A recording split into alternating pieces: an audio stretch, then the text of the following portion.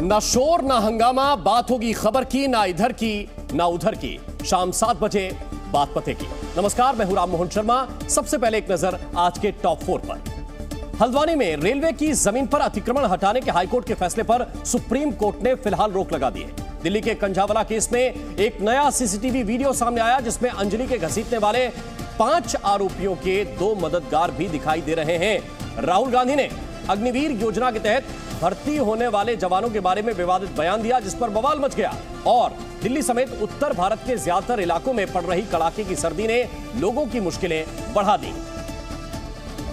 दिल्ली के कंझावला कांड का एक नया सीसीटीवी फुटेज सामने आया है, जिसने पूरे मामले को एक नया ट्विस्ट दे दिया है। इस वीडियो में 1 जनवरी की सुबह 5 आरोपी रोहिणी सेक्टर 1 में दिखाई दिए। बताया जा रहा है कि यह सीसीटीवी वीडियो वारदात के ठीक बाद का है, जिसमें आरोपी दीपक खन्ना का दोस्त आशुतोष अपने घर के बाहर पहले से ही 3 शख्स के साथ खड़ा दिख रहा है। दीपक ने आशुतोष से ही 31 दिसंबर की शाम गाड़ी ली थी। करीब सुबह 4:33 पर बलेनो गाड़ी के साथ आरोपी रोहिणी सेक्टर 1 के डी ब्लॉक पहुंचे थे। यहाँ पर पहुँचते हैं और पहुँचने से पहले ये लोग जो हैं, दीपक आशुतोष को फोन करता है। आशुतोष के घर पहुंचने के बाद सबसे पहले गाड़ी की पिछली सीट से 2 आरोपी बाहर निकले थे। इसमें से एक आरोपी ने झुककर गाड़ी के नीचे देखा था। शायद वो ये देखने की कोशिश कर रहा था कि कहीं अब भी लाश या कपड़े का कोई हिस्सा गाड़ी में फंसा तो नहीं है। इस बीच गाड़ी की अगली सीट से एक आरोपी मनोज मित्तल नीचे उतरता दिखा, जिसने पीछे जाकर गाड़ी के नीचे झुके आरोपी से बात की थी, जबकि 2 आरोपी गाड़ी से नहीं उतरे थे, जिसमें से एक गाड़ी का ड्राइवर सीट पर बैठा दीपक भी शामिल था।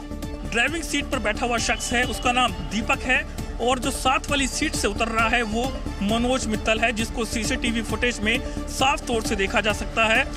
वहीं मौके पर मौजूद आशुतोष ड्राइविंग सीट के बगल में बैठ गया था, जिसके बाद गाड़ी वहां से निकलती दिखी। वहीं कार के वहां से जाते ही तीनों आरोपी एक ऑटो में बैठकर वहां से निकल गए। हालांकि अब तक यह पता नहीं चल पाया कि तीनों आरोपी रोहिणी से कहां गए थे, लेकिन सीसीटीवी फुटेज में कंझावला कांड के तीनों आरोपी एक ऑटो में बैठते दिख रहे हैं। इस बात का शक जताया जा रहा है कि ऑटो का इंतजाम आशुतोष ने ही किया था। प्लानिंग के साथ पहले से ही ऑटो यहाँ पर खड़ा हुआ था। अब सबसे बड़ा सवाल ये कि आखिरकार वो ऑटो किसने बुक किया था, वो ऑटो यहाँ पर कौन लेकर आया था। सवाल उठ रहा है कि आशुतोष के साथ खड़े ये तीनों शख्स कौन थे और अब तक ये पुलिस की गिरफ्त से बाहर क्यों हैं? वहीं आशुतोष की भूमिका भी संदिग्ध दिख रही है। इस पूरे मामले में आशुतोष की जो भूमिका है वो भी अब संदिग्ध लग रही है, क्योंकि आरोपियों ने आशुतोष को बताया था जिस कार से अंजलि को कुचला गया था वो लोकेश के नाम पर रजिस्टर्ड है। लोकेश ने ही अपने जीजा आशुतोष को गाड़ी दी थी। लिहाजा हादसे के बाद आरोपी दीपक खन्ना के दोस्त आशुतोष ने वारदात में शामिल बलेनो कार को छिपाने की कोशिश की और उसे रोहिणी सेक्टर 1 के डी ब्लॉक में डीडीए पार्किंग में खड़ा कर दिया था, जिसका सीसीटीवी फुटेज भी सामने आया है, जिसमें रोहिणी सेक्टर 1 के डीडीए पार्किंग में बलेनो गाड़ी खड़ी दिख रही है। सीसीटीवी फुटेज के मुताबिक उस समय टाइम 4:51 हो रहा था। पार्किंग में गाड़ी आशुतोष ने ही लगाई थी। आशुतोष है वो कार को लेकर के यहाँ पहुँचता है और फिर कार को यहीं पर ही पार्क कर देता है। बाद में 1 जनवरी की सुबह 6:55 पर पुलिस ने यहाँ से गाड़ी जब्त की थी। हालांकि पुलिस का दावा है कि उसने 31 दिसंबर 2022 की रात ही गाड़ी को रिकवर कर आरोपियों को पकड़ लिया था। सुल्तानपुरी थाने की पुलिस यहाँ पर पहुँचती है और उस कार को अपने कब्जे में लेती है, तो देखती है कि आगे वाला जो हिस्सा है वहाँ पर एक्सीडेंट के निशान पुलिस को मिलते हैं। आरोपियों का नया सीसीटीवी फुटेज सामने आने के बाद पुलिस के बयान और जांच दोनों पर सवाल उठ रहे हैं। कंझावला हत्याकांड को लेकर पुलिस ने आज नई थ्योरी पेश की। पुलिस के मुताबिक गाड़ी दीपक खन्ना नहीं बल्कि दूसरा आरोपी अमित चला रहा था और उसी ने 31 दिसंबर की रात अंजलि की स्कूटी को टक्कर मारी थी, जिसके लिए दिल्ली पुलिस के स्पेशल सीपी सागर प्रीत हुड्डा ने आज प्रेस कॉन्फ्रेंस कर कई दावे किए। हुड्डा के मुताबिक अमित के पास ड्राइविंग लाइसेंस नहीं था, इसलिए उसे बचाने के लिए झूठ बोला गया। इसके पास ड्राइविंग लाइसेंस नहीं है और ये एक एक्सीडेंट का ही केस है। किसी दूसरे आदमी को सजेस्ट किया कि तुम कहो कि मैं गाड़ी ड्राइव कर रहा था। पुलिस के मुताबिक आरोपी अमित के भाई ने ही ये साजिश रची और सबूतों से छेड़छाड़ की। लिहाजा अब अंजलि हत्याकांड में 5 नहीं 7 आरोपी बनाए गए हैं, जिसमें अमित का भाई अंकुश और आशुतोष का नाम शामिल है। पुलिस के मुताबिक आशुतोष और अंकुश ने पुलिस को गलत जानकारी दी। जिसकी गाड़ी थी उसको भी मालूम था कि गाड़ी कौन लेकर गया है। गाड़ी दीपक लेकर नहीं गया था, गाड़ी दूसरा लेकर गया था। पुलिस के मुताबिक घटना रात 2:04 से लेकर 2:06 के बीच हुई थी। पुलिस ने कंझावला केस की जांच के लिए एसआईटी का गठन किया है। डीसीपी की देखरेख में एसआईटी काम करेगी। हत्याकांड को सुलझाने के लिए दिल्ली पुलिस की 18 टीम काम कर रही है। हालांकि पुलिस के मुताबिक पूछताछ में आरोपियों के बयान में विरोधाभास दिखे। पुलिस ने दावा किया कि आरोपियों और अंजलि के बीच कोई पुरानी जान पहचान नहीं थी। जो सीडीआर का एनालिसिस है और जो अब तक हमारी एविडेंस है उसके आधार पर कोई पुराना कनेक्शन नहीं मिला है। पुलिस ने एक बार फिर किसी तरह के रेप के सबूत मिलने से इनकार किया। स्पेशल सीपी सागर पी हुड्डा से अंजलि के शराब पीने को लेकर पूछा गया तो उन्होंने कहा कि इसकी पुष्टि फाइनल पोस्टमार्टम में ही होगी। पोस्टमार्टम एग्जामिनेशन की फाइनल रिपोर्ट आएगी, उसके आधार पर हम कह सकते हैं कि पी थी या नहीं पी थी। दिल्ली पुलिस ने कहा कि वो जल्द से जल्द सभी सबूतों के साथ मजबूत चार्जशीट जल्द फाइल करेगी ताकि दोषियों को कड़ी से कड़ी सजा मिल सके। कंझावला हत्याकांड के खिलाफ आज दिल्ली के सुल्तानपुरी में लोगों ने विरोध मार्च निकाला और सड़कों पर प्रदर्शन किया। इस मार्च में अंजलि के परिवार वाले भी शामिल थे, जो आरोपियों को फांसी देने की मांग कर रहे थे। अंजलि की हत्या के विरोध में निकाले गए मार्च में काफी संख्या में सुल्तानपुरी के लोग शामिल थे। प्रदर्शनकारी अंजलि के हत्यारों को फांसी देने की मांग कर रहे थे। ये विरोध मार्च अंजलि के घर से सुल्तानपुरी थाने तक निकाला गया, जहां महिलाएं थाने के बाहर धरना देती नजर आईं। प्रदर्शन में शामिल अंजलि की मां ने कहा कि निधि अंजलि की दोस्त नहीं है और वो सोची समझी साजिश में शामिल हो सकती है। इस तरीके से एक्सीडेंट कैसे हो जाएगा? अधिकारियों ने कहा कि वो पुलिस की जांच से संतुष्ट नहीं है। हम नहीं है संतुष्ट, कुछ कर ही नहीं रहे उनका। प्रदर्शनकारी आरोपियों के खिलाफ धारा 302 के तहत मुकदमा दर्ज करने की भी मांग कर रहे थे। दिल्ली के सुल्तानपुरी में अंजलि की दोस्त निधि के घर के बाहर भी प्रदर्शनकारी जुटे। इस दौरान प्रदर्शनकारियों ने निधि पर झूठ बोलने और पुलिस पर उसे छिपाने का आरोप लगाया। इसलिए प्रदर्शनकारी सुल्तानपुरी में निधि के घर के बाहर मौजूद पुलिस वालों पर गुस्सा करते दिखे। प्रदर्शनकारियों का कहना था कि निधि अगर सच बोल रही है तो वो परिवार वालों के सामने क्यों नहीं आ रही है। वो बेटी छुपी हुई है जी, वो क्यों नहीं हमारे सामने आ रही, उसने क्यों नहीं थाने में बताया। निधि की सुरक्षा के लिए उसके घर के बाहर पुलिस के जवान तैनात कर दिए गए हैं। दिल्ली पुलिस ने आज अंजलि हत्याकांड को लेकर कई खुलासे किए। दिल्ली पुलिस के स्पेशल सीपी ने कहा कि अंजलि हत्याकांड में 5 नहीं कुल 7 आरोपी हैं। 2 नए आरोपियों के नाम आशुतोष और अंकुश खन्ना हैं। वारदात की रात कार दीपक नहीं बल्कि अमित चला रहा था। पुलिस ने यह भी बताया कि आरोपियों और अंजलि के बीच कोई कनेक्शन नहीं था। अब तक की जांच में यह भी पता चला है कि आरोपियों और अंजलि की दोस्त निधि के बीच भी कोई कनेक्शन नहीं था और यह घटना रात 2:04 से लेकर 2:06 के बीच हुई थी। कंझावला हत्याकांड के आरोपियों को आज दिल्ली के रोहिणी कोर्ट में पेश किया गया। मामले में गिरफ्त में आए 5 आरोपियों की रिमांड आज खत्म हो रही थी, लिहाजा दिल्ली पुलिस ने 5 आरोपियों को रोहिणी कोर्ट में पेश किया। अदालत ने 5 आरोपियों की पुलिस रिमांड 4 दिन और बढ़ा दी। कोर्ट में दिल्ली पुलिस ने दलील दी कि फिलहाल जांच पूरी नहीं हुई है और मामले में 2 आरोपियों को और गिरफ्तार करना है, लिहाजा रिमांड बढ़ाई जाए। पुलिस ने कहा कि अभी उनकी इन्वेस्टिगेशन इनकम्प्लीट है और 2 एक्यूज्ड और अभी आए हैं सामने जिनको अभी अरेस्ट करना है। हालांकि पुलिस ने आरोपियों के 5 दिन की रिमांड मांगी थी, लेकिन कोर्ट ने सिर्फ 4 दिन की रिमांड दी। कोर्ट ने डिक्लाइन करके 4 दिन की उनको पीछे रिमांड दी। सूत्रों के मुताबिक बयानों में विरोधाभास की वजह से दिल्ली पुलिस आरोपियों का लाई डिटेक्टर टेस्ट करा सकती है। जरूरत पड़ने पर आरोपियों का नार्को टेस्ट भी कराया जा सकता है। गणतंत्र दिवस समारोह के लिए कर्तव्य पथ पर रिहर्सल शुरू हो गई है। 26 जनवरी को होने वाली रिपब्लिक डे परेड की तैयारियां शुरू हो चुकी हैं। आज सुबह दिल्ली में ठंड और कोहरे के बीच जवानों ने जमकर रिहर्सल की।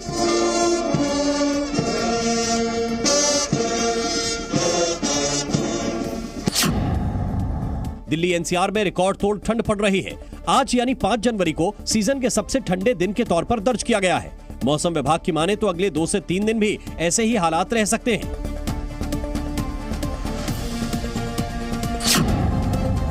सर्दी का असर देखते हुए गोरखपुर के काली मंदिर समेत कई मंदिरों में भगवान को गर्म पोशाक पहनाई गई।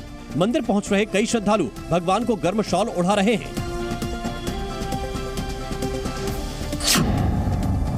गोवा के मनोहर पर्रिकर इंटरनेशनल एयरपोर्ट से आज से उड़ान शुरू हो गई है। आज दिल्ली से पहली फ्लाइट गोवा के मोपा एयरपोर्ट पर उतरी। यहां यात्रियों का शानदार स्वागत किया गया।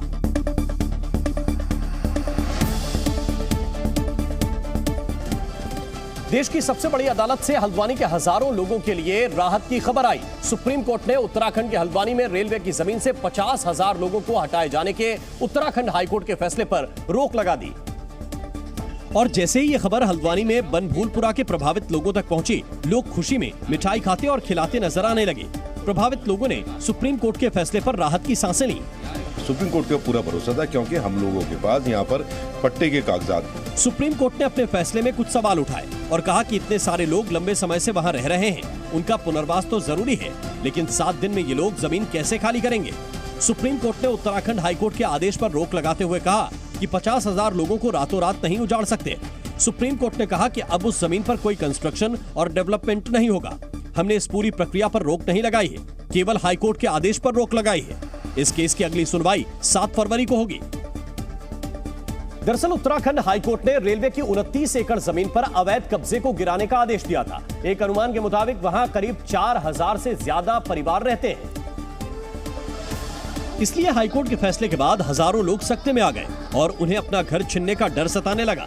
ऐसे में यहाँ के लोगों ने शांतिपूर्ण तरीके से विरोध प्रदर्शन शुरू कर दिया और कुछ लोगों ने गफूर बस्ती बचाओ अभियान शुरू कर दिया, जिसमें यहाँ के स्थानीय लोगों ने बड़ी संख्या में हिस्सा लिया। सुप्रीम कोर्ट का आदेश आने से पहले यहाँ की महिलाएं दुआ करती दिखीं ताकि उनका घर बच जाए।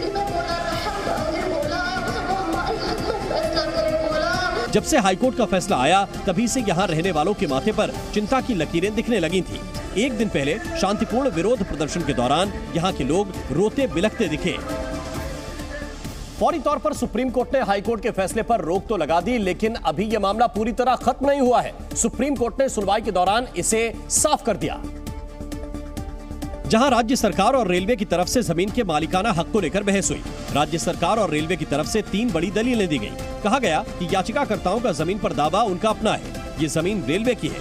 वहां रह रहे लोगों ने किसी तरह का पुनर्वास नहीं मांगा है। जमीन खाली कराने को लेकर जो दूसरी दलील दी गई, उसमें कहा गया कि ये जमीन रेलवे के विकास और सुविधाओं के लिए जरूरी है। ये राज्य के विकास के लिए जरूरी है क्योंकि ये उत्तराखंड का दरवाजा है। और तीसरी दलील ये दी गई कि उन्हें हटाने के लिए ये सब कुछ रातों रात नहीं हुआ, बल्कि इसके लिए पूरी कानूनी प्रक्रिया का पालन किया गया। हालांकि सुप्रीम कोर्ट के आदेश के बाद कोर्ट के बाहर याचिकाकर्ताओं ने रेलवे के दावे के उलट पूरी जमीन पर अपना मालिकाना हक जताया और पुनर्वास की पहल से इनकार किया। रेलवे की 31 एकड़ जो भूमि है, जो उसे गजट में मिली थी, उस पर वो खुद काबिज है, पूरा काबिज है। 1 इंची भी जमीन रेलवे की दी है उसमें।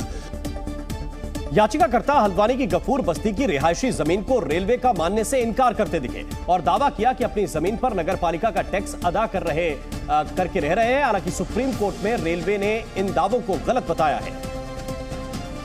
सुप्रीम कोर्ट ने उत्तराखंड सरकार और रेलवे की दलीलों को ध्यान से सुना और दोनों के दावों पर 3 अहम टिप्पणियां की। सुप्रीम कोर्ट ने कहा कि 50,000 लोगों को रातों रात बेघर नहीं किया जा सकता। रेलवे को विकास के साथ साथ इन लोगों के पुनर्वास और अधिकारों के लिए योजना तैयार करनी चाहिए। सुप्रीम कोर्ट के आदेश में मानवीय पहलू भी दिखा, जब कहा गया कि दावे वाली जमीन पर हकदार और गैर हकदार दोनों लोग हो सकते हैं। रेलवे को जमीन को कब्जे में लेकर विकसित करने का हक है, लेकिन सबको सुनकर बीच का रास्ता निकालना चाहिए। सुप्रीम कोर्ट ने इस मामले को मानवीय मुद्दा बताते हुए कहा कि जमीन पर विकास करने का विचार है, लेकिन किसी को निष्पक्ष रूप से इसमें शामिल होना होगा और प्रक्रिया छोटी हो। दोनों पक्षों की दलील सुनने के बाद सुप्रीम कोर्ट ने रेलवे और राज्य सरकार को नोटिस जारी कर वहां और अधिक नाजायज कब्जे पर रोक लगाने के लिए कहा। यही नहीं, कोर्ट ने अवैध कब्जा करने वालों और जिनको पुनर्वास की जरूरत है, उनकी पहचान की जरूरत भी बताई। असल में हल्द्वानी के बनभूलपुरा क्षेत्र में रेलवे की 29 एकड़ जमीन पर बरसों पहले कुछ लोगों ने पहले कच्चे घर बनाए और धीरे धीरे उन्होंने इसे पक्के मकान में बदलकर बस्तियां बसा ली। रेलवे जब इस मामले को लेकर हाईकोर्ट गया तो इन्हें यहां से हटाने का आदेश आ गया। इसके बाद रेलवे ने 1 हफ्ते यानी 9 जनवरी तक कब्जा हटाने का फरमान जारी कर दिया। इस हलचल से बरसों से यहां रहने वाले लोगों के होश उड़ गए और विरोध प्रदर्शन से लेकर कैंडल मार्च तक का सिलसिला शुरू हो गया। इसके बाद यहां जिस तरह के प्रदर्शन हुए, उसकी तुलना दिल्ली के शाहीन बाग से शुरू हो गई। शाहीन बाग की तरह यहां भी पत्रकारों के विरोध में आवाज उठने लगी। आप देख सकते हैं तस्वीरों में कि कैसे पत्रकारों के साथ आकर यहाँ पर बदसलूकी की जा रही है। हमारे कैमरे के सामने ये लोग आ जा रहे हैं और हमें रिपोर्टिंग करने से रोक रहे हैं। हालांकि यहाँ पर हालात की संवेदनशीलता को देखते हुए पुलिस मुस्तैद नजर आई। अमेरिका की दिग्गज टेक्नोलॉजी कंपनियों में छटनी का दौर थमता नहीं दिख रहा है। ऑनलाइन रिटेल कंपनी अमेजॉन ने कर्मचारियों को छटनी के ईमेल भेजने की तैयारी कर ली है। अमेजॉन ने 18,000 कर्मचारियों को निकालने का ऐलान कर दिया है। अमेजॉन के सीईओ एंडी जेसी ने कर्मचारियों को भेजे ईमेल में छटनी की जानकारी दी है। उन्होंने लिखा है कि 18 जनवरी से कर्मचारियों को निकाले जाने की प्रक्रिया शुरू हो जाएगी। अमेजॉन के मुताबिक ज्यादातर नौकरियां स्टोर ऑपरेशन और टेक्नोलॉजी टीम से जाएंगी। अमेजॉन ने यह भी कहा है कि जिन लोगों को निकाला जाएगा उनको एक राहत पैकेज भी दिया जाएगा, जिसमें आर्थिक मदद के साथ हेल्थ इंश्योरेंस भी शामिल होगा। पेरू में राजनीतिक अस्थिरता का दौर खत्म होने का नाम नहीं ले रहा है। पेड्रो कैस्टिलो को सत्ता से हटाए जाने और उन्हें नजरबंद किए जाने के बाद से लोग सड़कों पर उतरकर प्रदर्शन कर रहे हैं, जबकि इस दौरान प्रदर्शनकारी पुलिस से भी उलझ रहे हैं। लिमा में तो हजारों प्रदर्शनकारी हाथों में तख्तियां लिए सड़क पर उतर आए और पेड्रो कैस्टिलो को रिहा करने के साथ मौजूदा राष्ट्रपति डीना बोलुआर्टे को हटाने की मांग करने लगे। ये प्रदर्शनकारी नारेबाजी करते हुए पेरू कांग्रेस यानी संसद की ओर बढ़ने लगे, जहां मौजूद सुरक्षा कर्मियों ने बैरिकेडिंग लगाकर उन्हें रोकने की कोशिश की, लेकिन प्रदर्शनकारी नहीं माने और पुलिस से ही हाथापाई करने लगे। प्रदर्शनकारियों ने पुलिस वालों पर पत्थर भी फेंके, जिससे कई पुलिसकर्मी जख्मी हो गए। इसके बाद पुलिस ने प्रदर्शनकारियों पर आंसू गैस के गोले दागे, जिसकी वजह से भगदड़ मच गई। सड़क हादसों का शिकार हुए लोगों तक तुरंत मदद पहुंचाने के लिए नोएडा और ग्रेटर नोएडा अथॉरिटी एक नई पहल शुरू कर रही है। नोएडा और ग्रेटर नोएडा की सड़कों पर हादसे का शिकार हुए लोगों तक तुरंत मदद पहुंचाने के लिए अथॉरिटी ने जगह जगह SOS बॉक्स लगवाए हैं। नोएडा और ग्रेटर नोएडा की 76 ट्रैफिक लाइट पोल्स पर SOS यानी कि सेव आवर सोल के बॉक्स लगाए गए हैं। किसी हादसे या मेडिकल इमरजेंसी की स्थिति में मदद बुलाने के लिए लोगों को सड़क किनारे लगे SOS बॉक्स को तलाशना होगा। इसके बाद SOS बॉक्स पर लगे हेल्प बटन को दबाना होगा। हेल्प बटन दबाते ही बॉक्स के सामने खड़ा व्यक्ति सेक्टर 94 में स्थित कमांड सेंटर से कनेक्ट हो जाएगा। कमांड सेंटर में बैठा ऑपरेटर हेल्प बटन दबाने वाले व्यक्ति से हादसे और हादसे वाली जगह की जानकारी लेगा। जानकारी लेने के बाद ऑपरेटर तुरंत हादसे वाली जगह पर मदद को भेजेगा। इस दौरान SOS बॉक्स में लगे कैमरे से पीड़ित व्यक्ति के आसपास होने वाली गतिविधियों पर भी नजर रखी जा सकेगी। अथॉरिटी का कहना है कि हादसे या मेडिकल इमरजेंसी की स्थिति में शुरुआती समय बहुत ही क्रिटिकल होता है और तुरंत मदद मिलने पर बहुत से लोगों की जान बचाई जा सकती है। गुजरात में फिल्म पठान के खिलाफ प्रदर्शन थमने का नाम नहीं ले रहा है। अहमदाबाद में बजरंग दल के कार्यकर्ताओं ने पठान का विरोध करते हुए जमकर हंगामा किया। गुस्साए कार्यकर्ताओं ने एक मॉल में लगे फिल्म के बैनर पोस्टर फाड़ दिए, वहीं फिल्म को रिलीज नहीं करने की धमकी भी दी। मुंबई दौरे के दूसरे दिन सीएम योगी आदित्यनाथ ने आज कई बैंक अधिकारियों और उद्योगपतियों से मुलाकात की। यूपी में 10 से 12 फरवरी के बीच इन्वेस्टर्स समिट होना है और इसी को लेकर सीएम ने उद्योगपतियों को आमंत्रित किया। मकर संक्रांति से पहले मध्य प्रदेश के गृह मंत्री नरोत्तम मिश्रा ने चाइनीज मांझा बेचने वालों को चेतावनी दी है। उन्होंने कहा कि अगर कोई चाइनीज मांझा बेचता हुआ पकड़ा गया तो उनके खिलाफ रासुका जैसी कार्रवाई की जाएगी। नए साल के पहले ही हफ्ते में सुरक्षा बलों को नक्सल विरोधी अभियान में सफलता मिली है। रांची में एक साथ 8 नक्सलियों ने अपने हथियार डाले। सरेंडर करने वालों में 3 महिला नक्सली भी शामिल हैं। स्विट्जरलैंड के लेसन में इस मौसम में आमतौर पर बर्फ का कब्जा रहता है। वहां बर्फ के एक लकीरनुमा रास्ते पर कुछ लोग स्की करते हुए दिखाई दिए। बताया गया कि स्विट्जरलैंड में इस बार बेहद कम बर्फबारी हुई है, जिसकी वजह से वहां के स्की रिजॉर्ट्स में विंटर स्पोर्ट के लिए आर्टिफिशियल बर्फ तक बिछानी पड़ी, ताकि दूर दूर से आए सैलानी स्कीइंग का लुत्फ उठा सके। एल्प्स पर्वत और स्विट्जरलैंड अपनी बर्फीली वादी के लिए मशहूर है। हर साल दुनिया भर से लाखों सैलानी यहाँ की बर्फीली वादियों में स्कीइंग करने आते हैं, लेकिन इस साल स्विट्जरलैंड बर्फ और स्कीइंग के रोमांच से महरूम है। आमतौर पर इन पहाड़ों को इस मौसम में बर्फ की सफेद परत ढक लेती थी, लेकिन वहां से आई ताजा तस्वीरों में पहाड़ों पर बर्फ कम और हरे भरे पेड़ ज्यादा दिखाई दे रहे हैं। हालात यह है कि सैलानियों को आकर्षित करने के लिए आर्टिफिशियल बर्फ से एक स्कीइंग ट्रैक बनाना पड़ा। बर्फबारी कम होने से टूरिज्म सेक्टर को खासा नुकसान हुआ है। एक्सपर्ट के साथ आम लोग भी बदले हालात के लिए दुनिया भर में हो रहे जलवायु परिवर्तन को दोषी ठहरा रहे हैं, क्योंकि सिर्फ स्विट्जरलैंड ही नहीं बल्कि यूरोप का एक बड़ा हिस्सा इन दिनों जलवायु परिवर्तन का असर झेल रहा है। यही वजह है कि बोस्निया में भी पहाड़ों पर बर्फ की बजाय हरी घास दिखाई दी। जहां इन दिनों हर तरफ बर्फ ही बर्फ दिखाई देती थी और पूरा इलाका सैलानियों की भीड़ से भरा रहता था। सर्दियों के मौसम में बोस्निया की याहोनिया पर्वत पर स्कीइंग करने के लिए सबसे ज्यादा लोग पहुंचते हैं, लेकिन वहां की जो ताजा तस्वीरें दिखाई दी उनमें पहाड़ों की ढलान पर बर्फ के सिर्फ निशान भर थे और सैलानी भी बेहद कम नजर आए। 1984 में बोस्निया में विंटर ओलंपिक्स का आयोजन हुआ था, लेकिन अब सर्द मौसम में यहाँ इतनी बर्फ भी नहीं है कि विंटर स्पोर्ट का आयोजन किया जा सके। ये यूरोप की सबसे गर्म सर्दियां बताई जा रही हैं। तापमान बढ़ने और अच्छी बर्फबारी न होने की वजह से पूरे यूरोप में कई स्की रिजॉर्ट्स को मजबूरन बंद करना पड़ा है। सैटेलाइट तस्वीरों में दिखा कि किस तरह पहले के मुकाबले यूरोप में इस बार कम बर्फबारी हुई है। कुछ मशहूर स्की स्पॉट की पिछले सालों की और इस बार की तस्वीरों के जरिए तुलना की गई, जिसमें दिखा कि फ्रांस के मौजीन में इस बार बिल्कुल बर्फ नहीं है, जबकि 30 दिसंबर 2021 में वहां की पहाड़ियां बर्फ से ढकी हुई थीं। इसी तरह स्विट्जरलैंड के श्वार्ज़ी में 20 दिसंबर 2021 को बर्फ की परत जमी दिख रही थी, लेकिन 25 दिसंबर 2022 की तस्वीरों में वहां हरे पहाड़ दिखाई दिए।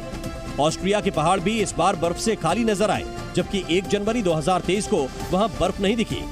जलवायु परिवर्तन के इन हालातों को देखते हुए एक्टिविस्ट इसके लिए तेजी से सही कदम उठाने की अपील कर रहे हैं। यूरोप में सर्द मौसम में भी गर्मी के कई रिकॉर्ड टूट गए हैं, यानी साल के इस वक्त में तापमान सामान्य तौर पर जितना होना चाहिए था उससे कहीं ज्यादा बना हुआ है। वैश्विक तापमान बढ़ने की वजह से यूरोप में सर्दियां पहले के मुकाबले बेहद गर्म होती जा रही हैं। मौसम विभाग के आंकड़े ये बता रहे हैं कि यूरोप के कई देशों में इस वक्त विंटर हीट वेव चल रही है। दिसंबर और जनवरी के महीने में यूरोप में औसत से भी बेहद कम बर्फबारी हुई है। कई देशों में ठंड के मौसम का सबसे ज्यादा तापमान दर्ज हुआ है। स्विट्जरलैंड, हंगरी, पोलैंड में 1 जनवरी को तापमान 20 डिग्री सेल्सियस तक पहुंच गया, जो हैरान करने वाली बात है। एक्सपर्ट इस साल भी ज्यादा प्राकृतिक आपदाओं की आशंका जता रहे हैं। कहा जा रहा है कि ग्लोबल वार्मिंग की वजह से यूरोप और एशिया में भयंकर हीट वेव जैसे हालात बन सकते हैं।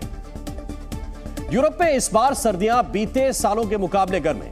कई देशों में विंटर हीट वेव चल रही है क्योंकि तापमान बढ़ गया है। यूरोप के कुछ देशों में जनवरी के औसत तापमान पर अगर नजर डालें तो यह बदलाव साफ तौर पर दिखाई देता है। स्विट्जरलैंड में जनवरी का जो औसत तापमान है वो 3 डिग्री सेल्सियस रहता है, जबकि इस बार ये 20 डिग्री सेल्सियस तक पहुंच गया है। बेलारूस में जनवरी में तापमान -3 डिग्री सेल्सियस तक पहुंच जाता है, लेकिन इस बार यहां जनवरी का पारा 16.4 डिग्री सेल्सियस है। पोलैंड में जनवरी में कड़ाके की ठंड पड़ती है, दिन के समय भी तापमान 2 डिग्री सेल्सियस तक ही रहता है, लेकिन वहां इस बार तापमान 19 डिग्री सेल्सियस पहुंच गया है। नीदरलैंड्स में जनवरी का महीना सबसे ठंडा माना जाता है। तापमान अमूमन 5 डिग्री तक पहुंच जाता है, लेकिन इस वक्त वहां भी तापमान 17 डिग्री सेल्सियस के आसपास चल रहा है। डेनमार्क में जनवरी में तापमान लुढ़ककर माइनस में पहुंच जाता है, लेकिन यहां जलवायु परिवर्तन की वजह से जनवरी में पारा इस बार 12.6 डिग्री सेल्सियस पहुंच गया है। न्यूयॉर्क, कोलोराडो में बर्फीले तूफान से तबाही के बाद अब नेवाडा में भयंकर बर्फबारी शुरू हो गई है। कैलिफोर्निया में एटमॉस्फेरिक रिवर की वजह से आया तूफान अब नेवाडा की तरफ बढ़ गया है, जिसके बाद नेवाडा के रेनो शहर में जबरदस्त बर्फबारी शुरू हो गई। सड़कों पर बर्फ जमना शुरू हो गई। सिर्फ बर्फबारी ही नहीं, साथ में तूफानी हवाएं भी चलने लगी। बर्फबारी के बीच लोग अपने ठिकानों पर पहुंचने की जल्दी में दिखाई दिए। नेवाडा में बर्फ गिर रही थी और कैलिफोर्निया में तूफान और बारिश शुरू हो गई। कैलिफोर्निया में 2 दिन पहले एक तूफान थमा ही था कि दूसरे ने तबाही मचाना शुरू कर दिया। हवाएं इतनी तेज थी कि उनकी चपेट में आकर एक पेट्रोल पंप की छत ही उड़ गई। हर तरफ मलबा बिखरा दिखाई दिया। तूफान की वजह से भारी भरकम पेड़ उखड़कर सड़कों पर गिर पड़े। कैलिफोर्निया में समंदर के किनारे मौजूद सेंटा क्रूज इलाके में लोग इस नए तूफान से सहमे नजर आए, जो अपने घरों के बाहर रेत की बोरियां रखकर तूफान से बचाव करने की कोशिश करते दिखे।